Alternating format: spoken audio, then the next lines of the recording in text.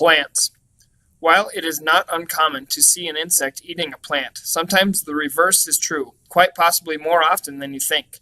There are several types of insect-eating plants that live in the United States. These plants often inhabit the wet soils of marshes and bogs.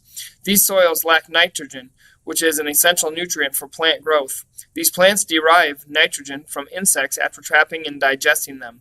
The most popular insect-eating plant is perhaps the Venus flytrap. The leaves of the flytrap are clam-shaped with spikes around the edges. When an insect approaches the flytrap, the leaves snap shut, and the spikes trap the insect inside. Although it is called a flytrap, the plant mostly eats crawling insects because it is more difficult for them to escape.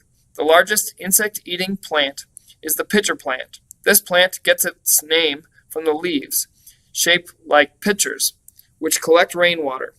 The rim of the pitcher has stiff, downward-pointing hairs. When insects enter the pitcher, the hairs trap the insects, which are now unable to escape. The insects then fall into the bottom of the pitcher, drown, and are digested. The Sundew Plant consumes insects with its acid. The leaves of the plant use sticky tentacles to trap an insect for a meal.